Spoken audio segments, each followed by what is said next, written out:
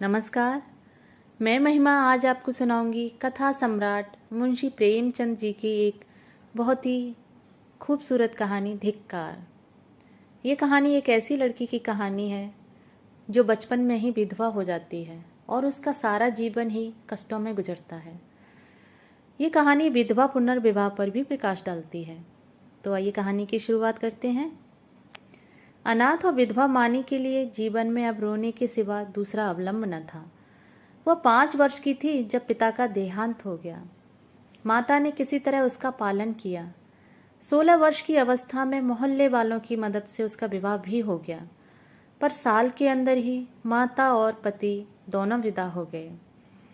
इस विपत्ति में उसे अपने चचा वंशीधर के सिवा और कोई नजर न आया जो उसे आश्रय देता। वंशीधर ने अब तक जो व्यवहार किया था उससे यह आशा न हो सकती थी कि वहां वह शांति के साथ रह सकेगी, पर वह सब कुछ सहने को तैयार थी। वह गाली, झिड़की, मारपीट सब सह लेगी। कोई उस पर संदेह तो न करेगा, उस पर मिथ्या लांछन तो न लगेगा। शुहदों और लुच्चों से तो उसकी रक्षा होगी। वंशीधर को कुल मर्यादा की कुछ चिंता हुई। मानी की याचना को अस्वीकार न कर सके। लेकिन 2-4 महीने में ही मानी को मालूम हो गया कि इस घर में बहुत दिनों तक उसका निवाह न होगा। वह घर का सारा काम करती, इशारों पर नाचती, सबको खुश रखने की कोशिश करती, पर न जाने क्यों चचा और चची दोनों उससे जलते रहते। उसके आते ही मेहरी अलग कर दी गई। नहलाने धुलाने के लिए एक लौंडा था, उसे भी जवाब दे दिया गया। पर मानी से इतना उबार होने पर भी चचा और चची न जाने क्यों उससे मुंह फुलाए रहते। कभी चचा घुड़कियां जमाते, कभी चची कोसती, यहां तक कि उसकी चचेरी बहन ललिता भी बात बात पर उसे गालियां देती। घर भर में केवल उसके चचेरे भाई गोकुल को उससे सहानुभूति थी। उसी की बातों में कुछ स्नेह का परिचय मिलता था। वह अपनी माता का स्वभाव जानता था। अगर वह उसे समझाने की चेष्टा करता या खुल्लम खुल्ला मानी का पक्ष लेता तो मानी को एक घड़ी घर में रहना कठिन हो जाता। इसलिए उसकी सहानुभूति मानी ही को दिलासा देने तक रह जाती थी। वह कहता, बहन, मुझे कहीं नौकर हो जाने दो, फिर तुम्हारे कष्टों का अंत हो जाएगा। तब देखूंगा कौन तुम्हें तिरछी आंखों से देखता है। जब तक पढ़ता हूं तभी तक तुम्हारे बुरे दिन हैं। मानी यह स्नेह से डूबी हुई बात सुनकर पुलकित हो जाती और उसका रोआ रोआ गोकुल को आशीर्वाद देने लगता। आज ललिता का विवाह है। सवेरे से ही मेहमानों का आना शुरू हो गया है। गहनों की झनकार से घर गूंज रहा है। मानी भी मेहमानों को देख देख कर खुश हो रही है। उसकी देह पर कोई आभूषण नहीं है और ना कोई ढंग के सुंदर कपड़े ही दिए गए हैं, फिर भी उसका मुख प्रसन्न है। आधी रात हो गई थी, विवाह का मुहूर्त निकट आ गया था। जनवासे से पहनावे की चीजें आईं। सभी औरतें उत्सुक होकर उन चीजों को देखने लगी। ललिता को आभूषण पहनाए जाने लगे। मानी के हृदय में बड़ी इच्छा हुई कि जाकर बधू को देखे। अभी कल जो बालिका थी उसे आज बधू वेश में देखने की इच्छा न रोक सकी। वह मुस्काती हुई कमरे में घुसी। सहसा उसकी चची ने झड़क कर कहा, तुझे यहाँ किसने बुलाया था? निकल जा यहाँ से। मानी ने बड़ी बड़ी यातनाएं सही थी, पर आज की वह झिड़की उसके हृदय में बाण की तरह चुभ गई। उसका मन उसे धिक्कारने लगा। तेरे छिछोरेपन का यही पुरस्कार है। यहाँ सुहागिनों के बीच में तेरे आने की क्या जरूरत थी? वह खिसियाई हुई कमरे से निकली और एकांत में बैठकर रोने के लिए ऊपर जाने लगी। सहसा जीने पर उसी इंद्रनाथ से मुठभेड़ हो गई। इंद्रनाथ गोकुल का सहपाठी और परम मित्र था। वह भी न्योतों में आया हुआ था। इस वक्त गोकुल को खोजने के लिए ऊपर आया था। मानी को वह 2 बार देख चुका था और यह भी जानता था कि यहाँ बड़ा दुर्व्यवहार किया जाता है। चची की बातों की भनक उसके कानों में भी पड़ गई थी। मानी को ऊपर जाते देखकर वह उसके चित्त का भाव समझ गया और उसे सांत्वना देने के लिए ऊपर आया, मगर दरवाजा भीतर से बंद था। उसने किवाड़ की दरार से भीतर झांका। मानी मेज के पास खड़ी रो रही थी। उसने धीरे से कहा, मानी, द्वार खोल दो। मानी उसकी आवाज सुनकर कोने में छिप गई और गंभीर स्वर में बोली, क्या काम है? इंद्रनाथ ने गदगद स्वर में कहा, तुम्हारे पैरों पड़ता हूं मानी, खोल दो। यह स्नेह में डूबा हुआ विनय मानी के लिए अभूतपूर्व था। इस निर्दय संसार में कोई उससे ऐसी विनती भी कर सकता है? इसकी उसने स्वप्न में भी कल्पना न की थी। मानी ने कांपते हुए हाथों से द्वार खोल दिया। इंद्रनाथ झपट कर कमरे में घुसा। देखा कि छत से पुखे के कड़े से एक रस्सी लटक रही है। उसका हृदय कांप उठा। उसने तुरंत जेब से चाकू निकालकर रस्सी काट दी और बोला, क्या करने जा रही थी मानी? जानती हो इस अपराध का क्या दंड है? मानी ने गर्दन झुकाकर कहा, इस दंड से कोई और दंड कठोर हो सकता है? जिसकी सूरत से लोगों का घृणा है, उसे मरने के लिए भी अगर कठोर दंड दिया जाए तो मैं यही कहूंगी कि ईश्वर के दरबार में न्याय का नाम भी नहीं है। इंद्रनाथ की आंखें सजल हो गईं। मानी की बातों में कितना कठोर सत्य भरा हुआ था। बोला, सदा ये दिन नहीं रहेंगे मानी। अगर तुम यह समझ रही हो कि संसार में तुम्हारा कोई नहीं है तो यह तुम्हारा भ्रम है। संसार में कम से कम एक मनुष्य ऐसा है जिसे तुम्हारे प्राण अपने प्राणों से भी प्यारे हैं। सहसा गोकुल आता हुआ दिखाई दिया। मानी कमरे से निकल गई। इंद्रनाथ के शब्दों में उसके मन में एक तूफान सा उठा दिया। उसका क्या आशय है यह उसकी समझ में न आया। फिर भी आज उसे अपना जीवन सार्थक मालूम हो रहा था। उसके अंधकार में जीवन में एक प्रकाश का उदय हो गया। इंद्रनाथ को वहां बैठे और मानी को कुछ कमरे में जाते देखकर गोकुल को कुछ खटक गया। उसकी त्योरियां बदल गईं। कठोर स्वर में बोला, तुम यहां कब आए? इंद्रनाथ ने अविचलित भाव से कहा, तुम्ही को खोजता हुआ यहां आया था। तुम यहां न मिले तो नीचे लौटा जा रहा था। अगर चला गया होता तो इस वक्त तुम्हें यह कमरा बंद मिलता और पंखे के कड़े में एक लाश लटकती हुई नजर आती। गोकुल ने समझा यह अपने अपराध को छिपाने के लिए कोई बहाना निकाल रहा है। तीव्र कंठ से बोला, तुम यह विश्वासघात करोगे, मुझे ऐसी आशा न थी। इंद्रनाथ का चेहरा लाल हो गया। वह आवेश में खड़ा हो गया और बोला, न मुझे यह आशा थी कि तुम मुझ पर इतना बड़ा लांछन रख दोगे। मुझे न मालूम था कि तुम मुझे इतना नीच और कुटिल समझते हो। मानी तुम्हारे लिए तिरस्कार की वस्तु हो सकती है, मेरे लिए वह श्रद्धा की वस्तु है और रहेगी। मुझे तुम्हारे सामने अपनी सफाई देने की जरूरत नहीं है, लेकिन मानी मेरे लिए उससे कहीं पवित्र है जितनी तुम समझते हो। मैं नहीं चाहता था कि इस वक्त तुमसे ये बातें कहूं। इसके लिए और अनुकूल परिस्थितियों की राह देख रहा था, लेकिन मामला आ पड़ने पर कहना ही पड़ रहा है। मैं यह तो जानता था कि मानी तुम्हारे घर में कोई आदर नहीं, लेकिन तुम लोग उसे इतना नीच और त्याज्य समझते हो, यह आज तुम्हारी माताजी की बातें सुनकर मालूम हुआ। केवल इतनी सी बात के लिए वह चढ़ावे के गहने देखने चली गई थी। तुम्हारी माता ने उसे इस बुरी तरह झड़का जैसे कोई कुत्ते को भी ना झड़केगा। तुम कहोगे इससे मैं क्या करूं? मैं कर ही क्या सकता हूं? जिस घर में एक अनाथ स्त्री पर इतना अत्याचार हो, उस घर का पानी पीना भी हराम है। अगर तुमने अपनी माता को पहले दिन समझा दिया होता तो आज यह नौबत ना आती। तुम इस इल्जाम से नहीं बच सकते। तुम्हारे घर में आज उत्सव है। मैं तुम्हारे माता पिता से कुछ बातचीत नहीं कर सकता, लेकिन तुमसे कहने में संकोच नहीं है कि मानी को मैं अपनी जीवन सहचरी बनाकर अपने को धन्य समझूंगा। मैंने समझा था अपना कोई ठिकाना करके तब यह प्रस्ताव करूंगा, पर मुझे भय है कि और विलंब करने में शायद मानी से हाथ धोना पड़े। इसलिए तुम्हें और तुम्हारे घर वालों को चिंता से मुक्ति देने के लिए आज यह प्रस्ताव किए देता हूं। गोकुल के हृदय में इंद्रनाथ के प्रति ऐसी श्रद्धा कभी नहीं हुई थी। उस पर ऐसा संदेह करके वह बहुत ही लज्जित हुआ। उसने यह अनुभव भी किया कि माता के भय से मैं मानी के विषय में तटस्थ रहकर कायरता का दोषी हुआ हूं। यह केवल कायरता थी और कुछ नहीं। कुछ झेंपता हुआ बोला, अगर अम्मा ने मानी को इस बात पर झिड़का तो वह उनकी मूर्खता है। मैं उनसे अवसर मिलते ही पूछूंगा। इंद्रनाथ, अब पूछने पाछने का समय निकल गया। मैं चाहता हूं कि तुम मानी से इस विषय में सलाह करके मुझे बतला दो। मैं नहीं चाहता कि अब वह यहाँ क्षण भर भी रहे। मुझे आज मालूम हुआ कि वह गर्विणी प्रकृति की स्त्री है, और सच पूछो तो मैं उसके स्वभाव पर मुग्ध हो गया हूं। ऐसी स्त्री अत्याचार नहीं सह सकती। गोकुल ने डरते डरते कहा, लेकिन तुम्हें मालूम है वह विधवा है। जब हम किसी के हाथों अपना असाधारण हित होते देखते हैं तो हम अपनी सारी बुराइयां उसके सामने खोल कर रख देते हैं। हम उसे दिखाना चाहते हैं कि हम आपकी इस कृपा के सर्वथा योग्य नहीं हैं। इंद्रनाथ ने मुस्कुराकर कहा, जानता हूं, सुन चुका हूं, और इसलिए तुम्हारे बाबूजी से सब कुछ कहने का मुझे अब तक साहस नहीं हुआ। लेकिन न जानता तो भी इसका मेरे निश्चय पर कोई असर न पड़ता। मानी विधवा ही नहीं, अछूत हो, उससे भी गई बीती अगर कुछ हो सकती है वह भी हो, फिर भी मेरे लिए वह रमणी रत्न है। हम छोटे छोटे कामों के लिए तजुर्बेकार आदमी खोजते हैं जिसके साथ हमें जीवन यात्रा करनी है। उसमें तजुर्बे का होना ऐब समझते हैं। मैं न्याय का गला घोटने वालों में नहीं हूं। विपत्ति से बढ़कर तजुर्बा सिखाने वाला कोई विद्यालय आज तक नहीं खुला।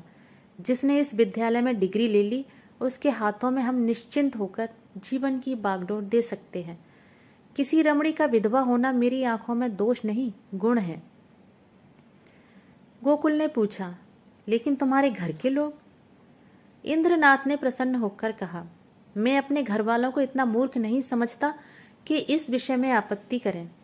लेकिन वे आपत्ति करें भी तो मैं अपनी किस्मत अपने हाथों में ही रखना पसंद करता हूँ। मेरे बड़ों को मुझ पर अनेकों अधिकार हैं। बहुत सी बातों में उनकी इच्छा को कानून समझता हूँ, लेकिन जिस बात को अपनी आत्मा के विकास के लिए शुभ समझता हूँ उसमें मैं किसी से दबना नहीं चाहता। मैं इस गर्व का आनंद उठाना चाहता हूँ कि मैं स्वयं अपने जीवन का निर्माता हूँ। गोकुल ने कुछ शंकित होकर कहा, अगर मानी न मंजूर करे तो? इंद्रनाथ को यह शंका बिल्कुल निर्मूल जान पड़ी। बोले, तुम इस समय बच्चों की सी बात कर रहे हो गोकुल। यह मानी हुई बात है कि मानी आसानी से मंजूर नहीं करेगी। वह इस घर में ठोकरें खाएगी, झिड़कियां सहेगी, गालियां सुनेगी, पर इसी घर में रहेगी। युगों के संस्कारों को मिटा देना आसान नहीं है, लेकिन हमें उसको राजी करना पड़ेगा। उसके मन से संचित संस्कारों को निकालना पड़ेगा। मैं विधवाओं के पुनर्विवाह के पक्ष में नहीं हूं। मेरा ख्याल है कि पतिव्रत का अलौकिक आदर्श संसार का अमूल्य रत्न है और हमें बहुत सोच समझकर उस पर आघात करना चाहिए। लेकिन मानी के विषय में यह बात नहीं उठती। प्रेम और भक्ति नाम से नहीं, व्यक्ति से होती है। जिस पुरुष की उसने सूरत भी नहीं देखी उससे उसे प्रेम नहीं हो सकता। केवल रस्म की बात है। इस आडंबर की, इस दिखावे की हमें परवाह नहीं करनी चाहिए। देखो, शायद कोई तुम्हें बुला रहा है, मैं भी जा रहा हूं। 2-3 दिन में फिर मिलूंगा, मगर ऐसा ना हो कि तुम संकोच में पड़कर सोचते विचारते रह जाओ और दिन निकलते जाएं। गोकुल ने उसके गले में हाथ डालकर कहा, मैं परसों खुद ही आऊंगा। बारात विदा हो गई थी। मेहमान भी रुखसत हो गए थे। रात के 9 बज गए थे। विवाह के बाद की नींद मशहूर है। घर के सभी लोग सरेआम सो रहे थे। कोई चारपाई पर, कोई तख्त पर, कोई जमीन पर, जिसे जहां जगह मिल गई वहीं सो रहा था। केवल मानी घर की देखभाल कर रही थी। ऊपर गोकुल अपने कमरे में बैठा हुआ समाचार पढ़ रहा था। सहसा गोकुल ने पुकारा, मानी, एक गिलास ठंडा पानी तो लाना, प्यास लगी है। मानी पानी लेकर ऊपर गई और मेज पर रखकर लौटना ही चाहती थी कि गोकुल ने कहा, जरा ठहरो मानी, तुमसे कुछ कहना है। मानी ने कहा, अभी फुर्सत नहीं है भाई, सारा घर सो रहा है। कहीं कोई घुस आया तो लोटा थाली भी न बचे। गोकुल ने कहा, घुस आने दो। मैं तुम्हारी जगह होता तो चोरों से मिलकर चोरी करवा देता। मुझे इसी वक्त इंद्रनाथ से मिलना है। मैंने उसे आज मिलने का वचन दिया है। देखो, संकोच मत करना। जो बात पूछ रहा हूं उसका जल्द उत्तर देना। देर होगी तो वह घबराएगा। इंद्रनाथ को तुमसे प्रेम है, यह तुम भी जानती हो। मानी ने मुंह फेरकर कहा, यही बात कहने के लिए मुझे बुलाया था? मैं कुछ नहीं जानती। गोकुल, खैर, यह वह जाने और तुम जानो, वह तुमसे विवाह करना चाहता है। वैदिक रीति से विवाह होगा, तुम्हें स्वीकार है? मानी की गर्दन शर्म से झुक गई। वह कुछ जवाब न दे सकी। गोकुल ने फिर कहा, दादा और अम्मा से यह बात नहीं कही गई। इसका कारण तुम जानती ही हो। वह तुम्हें घुड़कियां दे देकर, जला जलाकर चाहे मार डालें, पर विवाह करने की सम्मति कभी नहीं देंगे। इससे उनकी नाक कट जाएगी। इसलिए अब इसका निर्णय तुम्हारे ऊपर ही है। मैं तो समझता हूं तुम्हें स्वीकार कर लेना चाहिए। इंद्रनाथ तुमसे प्रेम करता ही है।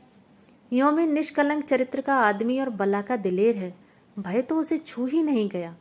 तुम्हें सुखी देखकर मुझे सच्चा आनंद होगा। मानी के हृदय में एक बेग उठ रहा था, मगर मुंह से आवाज न निकली। गोकुल ने अब की खींचकर कहा, देखो मानी, यह चुप रहने का समय नहीं है। क्या सोचती हो? मानी ने कांपते स्वर में कहा, हाँ। गोकुल के हृदय का बोझ हल्का हो गया, मुस्कराने लगा। मानी शर्म के मारे वहां से भाग गई। शाम को गोकुल ने अपनी माँ से कहा, अम्मा, इंद्रनाथ के घर आज कोई उत्सव है। उसकी माता अकेली घबरा रही थी कि कैसे सब होगा। मैंने कहा, मैं मानी को कल भेज दूंगा। तुम्हारी आज्ञा हो तो मानी को पहुंचा दूं। कल परसों तक चली आएगी। मानी उसी वक्त वहां आ गई। गोकुल ने उसकी ओर कनखियों से ताका। मानी लज्जा से गड़ गई, भागने का रास्ता न मिला। माँ ने कहा, मुझसे क्या पूछते हो? वह जाए तो चली जाए। गोकुल ने मानी से कहा, कपड़े पहनकर तैयार हो जाओ, तुम्हें इंद्रनाथ के घर चलना है। मानी ने आपत्ति की, मेरा जी अच्छा नहीं है, मैं न जाऊंगी। गोकुल की माँ ने कहा, चली क्यों नहीं जाती? क्या वहां कोई पहाड़ खोदना है? मानी एक सफेद साड़ी पहनकर तांगे पर बैठी तो उसका हृदय कांप रहा था और बार बार आंखों में आंसू भर आते थे। उसका हृदय बैठा जाता था मानो नदी में डूबने जा रही हो। तांगा कुछ दूर निकल गया तो उसने गोकुल से कहा, भैया, मेरा जी न जाने कैसा हो रहा है, घर चलो, तुम्हारे पैर पड़ती हूँ। गोकुल ने कहा, तू पागल है? वहां सब लोग तेरी राह देख रहे हैं और तू कहती है लौट चलो। मानी, मेरा मन कहता है कोई अनिष्ट होने वाला है। गोकुल, और मेरा मन कहता है कि तू रानी बनने जा रही है। मानी, 10-5 दिन ठहर क्यों नहीं जाते? कह देना मानी बीमार है। गोकुल, पागलों की सी बातें न करो। मानी, लोग कितना हंसेंगे। गोकुल, मैं शुभ कार्य में किसी की हंसी की परवाह नहीं करता। मानी, अम्मा तुम्हें घर में न घुसने देंगी, मेरे कारण तुम्हें भी झिड़कियां मिलेंगी। गोकुल, इसकी कोई परवाह नहीं है, उनकी तो यह आदत ही है।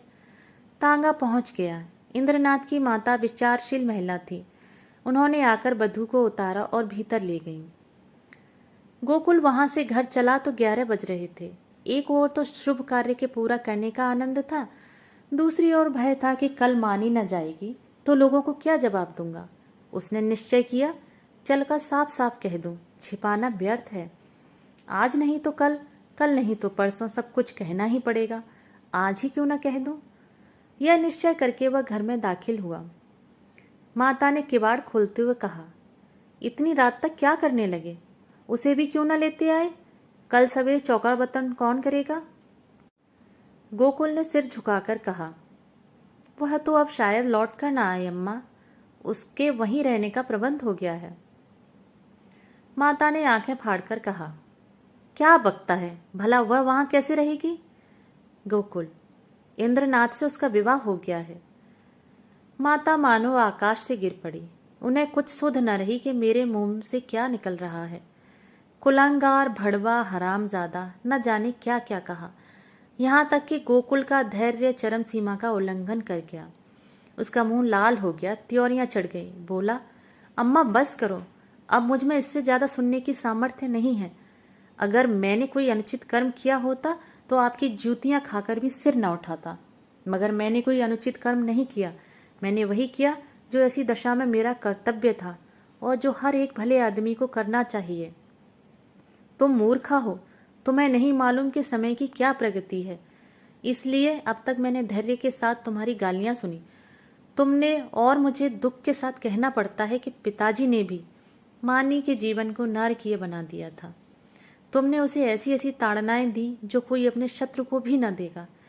इसलिए ना कि वह तुम्हारी आश्रित थी, इसलिए ना कि वह अनाथिनी थी। अब वह तुम्हारी गालियां खाने नहीं आएगी।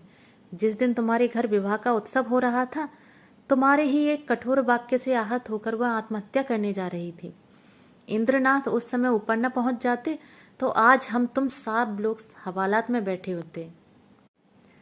माता ने आंखें मटकाकर कहा, आहा, कितने सपूत बेटे हो तुम कि सारे घर को संकट से बचा लिया। क्यों न हो, अभी बहन की बारी है। कुछ दिन में मुझे ले जाकर किसी के गले बांध आना, फिर तुम्हारी चांदी हो जाएगी। यह रोजगार सबसे अच्छा है। पढ़ लिख कर क्या करोगे? गोकुल मर्म वेदना से तिलमिला उठा। व्यथित कंठ से बोला, ईश्वर न करे कि कोई बालक तुम जैसी माता के गर्भ से जन्म ले। तुम्हारा मुंह देखना भी पाप है। यह कहता हुआ वह घर से निकल पड़ा और उन्मत्तों की तरफ एक तरफ चल पड़ा। जोर के झोंके चल रहे थे, पर उसे ऐसा मालूम हो रहा था कि सांस लेने के लिए हवा नहीं है। एक सप्ताह बीत गया, पर गोकुल का कहीं पता नहीं। इंद्रनाथ को बंबई में एक जगह नौकरी मिल गई थी। वह वहां चला गया। वहां रहने का प्रबंध करके वह अपनी माता को तार देगा और तब सास और बहू वहां चली जाएंगी। वंशीधर को पहले संदेह हुआ कि गोकुल इंद्रनाथ के घर छिपा होगा, पर जब वहां पता न चला तो उन्होंने सारे शहर में खोज पूछ शुरू की। जितने भी मिलने वाले मित्र स्नेही संबंधी थे, सभी के घर गए, पर सब जगह से साफ जवाब पाया। दिन भर दौड़ धूप कर शाम को घर आते तो स्त्री को आड़े हाथों लेते और कोसों लड़के को पानी पी पी कर कोसो। न जाने तुम्हें कभी बुद्धि आएगी भी या नहीं। गई थी चुड़ैल जाने देती, एक बोझ सिर से टला, एक मेहर ही रख लो, काम चल जाएगा। जब वह न थी तो घर क्या भूखों मरता था। विधवाओं के पुनर्विवाह चारों ओर तो हो रहे हैं, यह कोई अनहोनी बात नहीं है। हमारे बस की बात होती तो विधवा विवाह के पक्षपातियों को देश से निकाल देते, शाप देकर जला देते, लेकिन यह हमारे बस की बात नहीं। फिर तुमसे इतना भी ना हो सका कि मुझसे तो पूछ लेती, मैं जो उचित समझता करता। क्या तुमने समझा था मैं दफ्तर से लौटकर आऊंगा ही नहीं, वही मेरी अंत्येष्टि हो जाएगी। बस लड़के पर टूट पड़ी, अब रो खूब दिल खोलकर। संध्या हो गई थी। वंशीधर स्त्री को फटकारें सुनाकर द्वार पर उद्योग की दशा में टहल रहे थे। रह रहकर मानी पर क्रोध आता था। इसी राक्षसी के कारण मेरे घर का सर्वनाश हुआ। न जाने किस बुरी सायत में आकर घर को मिटाकर छोड़ा। वह न आई होती तो आज क्यों यह बुरे दिन देखने पड़ते। कितना होनहार, कितना प्रतिभाशाली लड़का था, न जाने कहाँ गया। एकाएक एक बुढ़िया उनके समीप आई और बोली, बाबू साहब, यह खत लाई हूं, ले लीजिए। वंशीधर ने लपक कर बुढ़िया के हाथ से पत्र ले लिया। उनकी छाती आशा से धक धक करने लगी। गोकुल ने शायद यह पत्र लिखा होगा। अंधेरे में कुछ न सूझा। पूछा, कहाँ से आई है? बुढ़िया ने कहा, वह जो बाबू हुसैनगंज में रहते हैं, जो बंबई में नौकर हैं, उन्हीं की बहू ने भेजा है। वंशीधर ने कमरे में जाकर लैंप जलाया और पत्र पढ़ने लगे। मानी का खत था। लिखा था, पूज्य चाचा जी, अभागिनी मानी का प्रणाम स्वीकार कीजिए। मुझे यह सुनकर अत्यंत दुख हुआ कि गोकुल भैया कहीं चले गए और अब तक उनका पता नहीं है। मैं ही इसका कारण हूँ। यह कलंक मेरे ही मुख पर लगना था, वह भी लग गया। मेरे कारण आपको इतना शोक हुआ, इसका मुझे बहुत दुख है। मगर भैया आवेंगे अवश्य, इसका मुझे विश्वास है। मैं इसी 9 बजे वाली गाड़ी से बंबई जा रही हूँ। मुझसे को अपराध हुआ हो उसे क्षमा कीजिएगा और चाची से मेरा प्रणाम कहिएगा। मेरी ईश्वर से यही प्रार्थना है कि शीघ्र ही गोकुल भैया सकुशल घर लौट आए। ईश्वर की इच्छा हुई तो भैया के विवाह में आपके चरणों के दर्शन करूंगी। वंशीधर ने पत्र को फाड़कर पुर्जे पुर्जे कर डाले। घड़ी में देखा तो 8 बज रहे थे। तुरंत कपड़े पहने सड़क पर आकर इक्का किया और स्टेशन चले। बंबई मेल प्लेटफॉर्म पर खड़ी थी। मुसाफिरों में भगदड़ मची हुई थी। खोमचे बालों की चीख पुकार से कान में पड़ी आवाज न सुनाई देती थी। गाड़ी छूटने में थोड़ी ही देर थी। मानी और उसकी सास एक जनाने कमरे में बैठी हुई थी। मानी सजल नेत्रों से सामने ताक रही थी। अतीत चाहे दुखद ही क्यों न हो, उसकी स्मृतियां मधुर होती हैं। मानी आज बुरे दिनों का स्मरण करके दुखी हो रही थी। गोकुल से अब न जाने कब भेंट होगी। चाचा जी आ जाते तो उनके दर्शन कर लेती। कभी कभी बिगड़ते थे तो क्या, उसके भले के लिए ही तो डांटते थे। वह आवेंगी नहीं। अब तो गाड़ी छूटने में थोड़ी ही देर है, कैसे आवें? समाज में हलचल न मच जाएगी। भगवान की इच्छा होगी तो अब की जब यहाँ आऊंगी तो जरूर उनके दर्शन करूंगी। एकाएक उसने लाला वंशीधर को आते देखा। वह गाड़ी से निकलकर बाहर खड़ी हो गई और चाचा जी की ओर बढ़ी। चरणों पर गिरना चाहती थी कि वह पीछे हट गए और आंखें निकालकर बोले, मुझे मत छू, दूर रह। अभागिनी कहीं की, मुंह में कालिख लगाकर मुझे पत्र लिखती है। तुझे मौत भी नहीं आती। तूने मेरे कुल का सर्वनाश कर दिया। आज तक गोकुल का पता नहीं है। तेरे कारण वह घर से निकला और तू अभी तक मेरी छाती पर मूंग तलने बैठी है। तेरे लिए क्या गंगा में पानी नहीं है? मैं तुझे ऐसी कुलटा, ऐसी हरजाई समझता तो पहले दिन ही तेरा गला घोंट देता। अब मुझे अपनी भक्ति दिखलाने चली है। तेरे जैसी पापिष्ठाओं का मरना ही अच्छा है, पृथ्वी का बोझ कम हो जाएगा। प्लेटफॉर्म पर सैकड़ों आदमियों की भीड़ लग गई थी और वंशीधर निर्लज्ज भाव से गालियों की बौछार कर रहे थे। किसी की समझ में न आता था कि क्या माजरा है, पर मन से सब लाला को धिक्कार रहे थे। मानी पाषाण मूर्ति के समान खड़ी थी, मानो वहीं जम गई हो। उसका सारा अभिमान चूर चूर हो गया। ऐसा जी चाहता था धरती फट जाए और मैं समा जाऊं, कोई वज्र गिरकर उसके जीवन अधम जीवन का अंत कर दे। इतने आदमियों के सामने उसका पानी उतर गया। उसकी आंखों में पानी की एक बूंद भी न निकली, हृदय में आंसू न थे। उसकी जगह एक दावानल सा दहक रहा था, जो मानो वेग से मस्तिष्क की ओर बढ़ता चला जाता था। संसार में कौन जीवन इतना अधम होगा? गाड़ी चली तो माता ने कहा, ऐसा बेशर्म आदमी नहीं देखा। मुझे तो ऐसा क्रोध आ रहा था कि उसका मुंह नोच लूं। मानी ने सिर ऊपर न उठाया। माता फिर बोली, न जाने इन सड़ियलों को बुद्धि कब आएगी। अब तो मरने के दिन भी आ गए। पूछो, तेरा लड़का भाग गया तो हम क्या करें?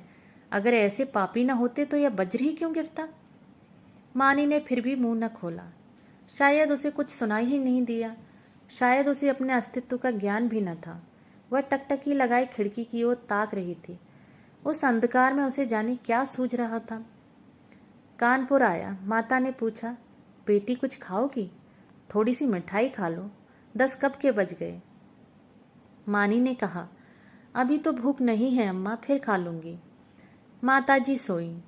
मानी भी लेटी, पर चचा की वह सूरत आंखों के सामने खड़ी थी और उनकी बातें कानों में गूंज रही थी। आह, मैं इतनी नीच हूं, ऐसी पतित कि मेरे मर जाने से पृथ्वी का भार हल्का हो जाएगा। क्या कहा था, तू अपने माँ बाप की बेटी है तो फिर मुंह मत दिखाना। ना दिखाऊंगी। जिसके मुंह पर ऐसी कालिमा लगी हुई है उसे किसी को दिखाने की इच्छा भी नहीं है। गाड़ी अंधकार को चीरती चली जा रही थी। मानी ने अपना ट्रंक खोला और अपने आभूषण निकालकर उसमें रख दिए। फिर इंद्रनाथ का चित्र निकालकर उसे देर तक देखती रही।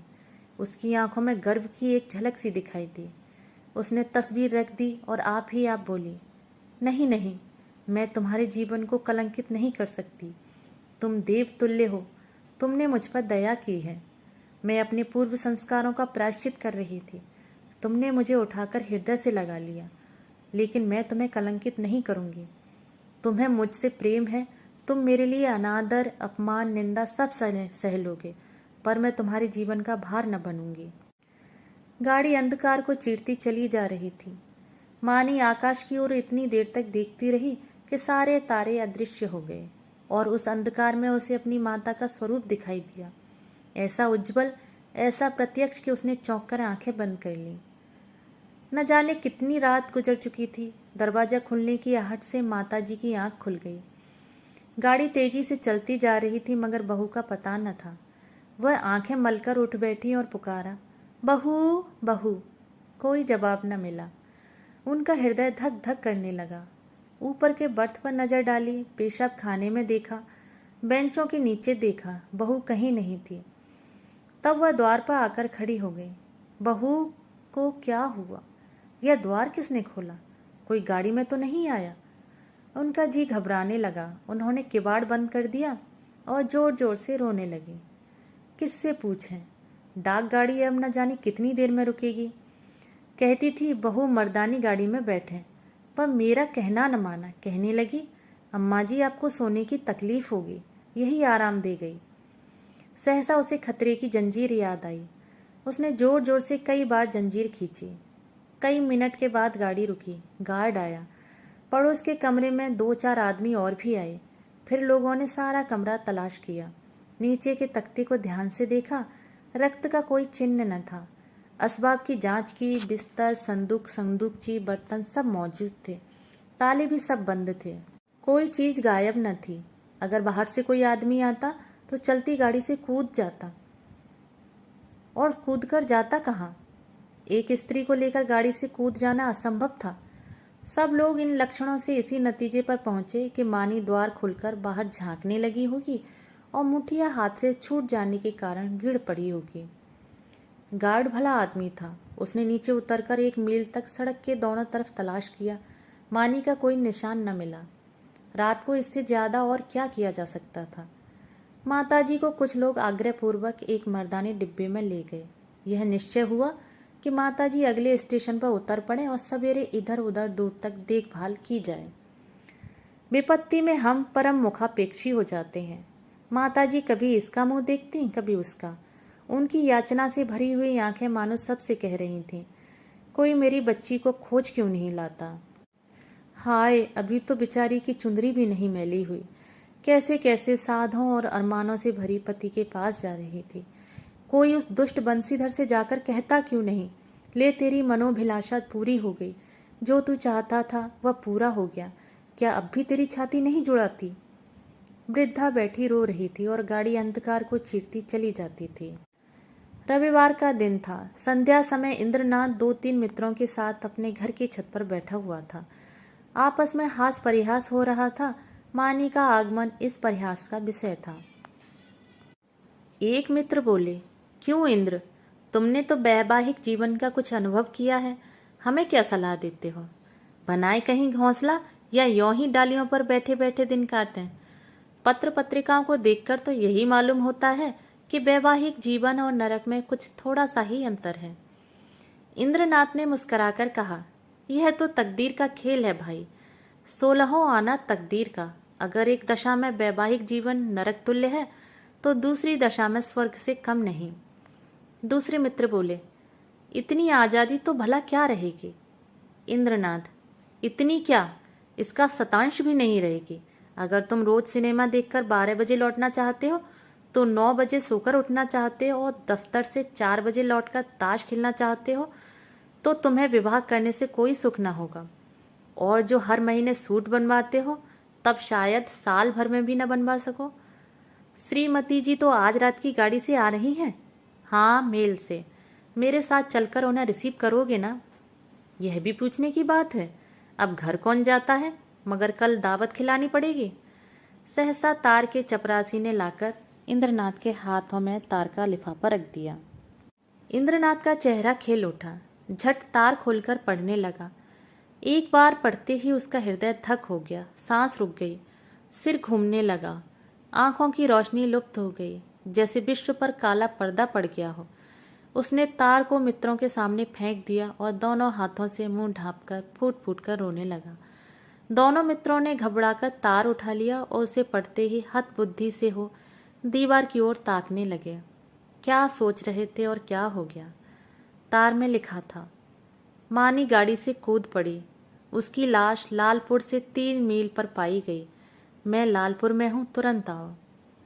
एक मित्र ने कहा, किसी शत्रु ने झूठी खबर न भेज दी हो। दूसरे मित्र बोले, हाँ, कभी कभी लोग ऐसी शरारतें करते हैं। इंद्रनाथ ने शून्य नेत्रों से उनकी ओर देखा पर मुंह से कुछ न बोले। कई मिनट तीनों आदमी निर्वाक निस्पंद बैठे रहे। एकाएक इंद्रनाथ खड़े हो गए और बोले, मैं इस गाड़ी से जाऊंगा। बंबई से 9 बजे रात को गाड़ी छूटती थी। दोनों मित्रों ने चटपट बिस्तर आदि बांधकर तैयार कर दिया। एक ने बिस्तर उठाया, दूसरे ने ट्रंक। इंद्रनाथ ने चटपट कपड़े पहने और स्टेशन चले। निराशा आगे थी, आशा रोती हुई पीछे। 1 सप्ताह गुजर गया था। लाला बंशीधर दफ्तर से आकर द्वार पर बैठे ही थे कि इंद्रनाथ ने आकर प्रणाम किया। बंशीधर उसे देखकर चौंक पड़े। उसके अनपेक्षित आगमन पर नहीं, उसकी विकृत दशा पर। मानो बीतराग शोक सामने खड़ा हो, मानो कोई हृदय से निकली हुई आह मूर्तिमान हो गई हो। वंशीधर ने पूछा, तुम तो बंबई चले गए थे ना। इंद्रनाथ ने जवाब दिया, जी हाँ, आज ही आया हूं। वंशीधर ने तीखे स्वर में कहा, गोकुल को तो तुम ले बीते। इंद्रनाथ ने अपनी अंगूठी की ओर ताकते हुए कहा, वह मेरे घर पर है। वंशीधर के उदास मुख पर हर्ष का प्रकाश दौड़ गया। बोले, तो यहाँ क्यों नहीं आए? तुमसे कहाँ उसकी भेंट हुई? क्या बंबई चला गया था? जी नहीं, कल मैं गाड़ी से उतरा तो स्टेशन पर मिल गए। तो जाकर लेवा लाओ ना, जो किया अच्छा किया।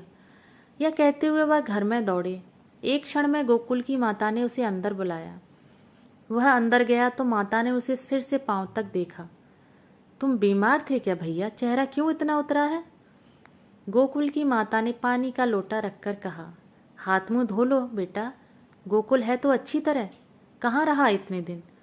तब से सैकड़ों मन्नतें मान डाली, आया क्यों नहीं? इंद्रनाथ ने हाथ मुंह धोते हुए कहा, मैंने तो कहा था चलो, लेकिन डर के मारे नहीं आते। और था कहाँ इतने दिन? कहते थे देहातों में घूमता रहा। तो क्या तुम अकेले बंबई से आए हो? जी नहीं, अम्मा भी आई हैं। गोकुल की माता ने कुछ सकुचाकर पूछा, मानी तो अच्छी तरह है? इंद्रनाथ ने हंसकर कहा, जी हाँ, अब वह बड़े सुख से है, संसार के बंधनों से छूट गई। माता ने अविश्वास करके कहा, चल नटखट कहीं का, बेचारी को कोस रहा है, मगर इतनी जल्दी बंबई से लौट क्यों आए? इंद्रनाथ ने मुस्कुराते हुए कहा, क्या करता, माताजी का तार बंबई में मिला कि मानी ने गाड़ी से कूदकर प्राण दे दिए। वह लालपुर में पड़ी हुई थी, दौड़ा हुआ आया, वहीं दाह क्रिया की, आज घर चला आया। अब मेरा अपराध क्षमा कीजिए। वह और कुछ न कह सका, आंसुओं के वेग ने गला बंद कर दिया। जेब से एक पत्र निकालकर माता के सामने रखता हुआ बोला, उसके संदूक में यही पत्र मिला है। गोकुल की माता कई मिनट तक मर्माहत सी बैठी जमीन की ओर ताकती रही। शोक और उससे अधिक पश्चाताप ने सिर को दबा रखा था। फिर पत्र उठाकर पढ़ने लगे। स्वामी, जब यह पत्र आपके हाथों में पहुंचेगा तब तक मैं इस संसार से विदा हो जाऊंगी। मैं बड़ी अभागिन हूं, मेरे लिए संसार में स्थान नहीं है। आपको भी मेरे कारण कलेश और निंदा ही मिलेगी। मैंने सोचकर देखा और यही निश्चय किया कि मेरे लिए मरना ही अच्छा है। मुझ पर आपने जो दया की थी उसके लिए आपको क्या प्रतिदान करूं? जीवन में मैंने कभी किसी वस्तु की इच्छा नहीं की, परंतु मुझे दुख है कि आपके चरणों पर सिर रखकर न मर सकी। मेरी अंतिम याचना है कि मेरे लिए आप शोक न कीजिएगा। ईश्वर आपको सदा सुखी रखे। माताजी ने पत्र रख दिया और आंखों से आंसू बहने लगे। बरामदे में बंशीधर निस्पंद खड़े थे और जैसे मानी लज्जानत उनके सामने खड़ी थी। दोस्तों, यदि आपको कहानी पसंद आई हो तो मेरे चैनल को सब्सक्राइब और मेरी वीडियो को लाइक और शेयर करना ना भूलें। कहानी सुनने के लिए धन्यवाद।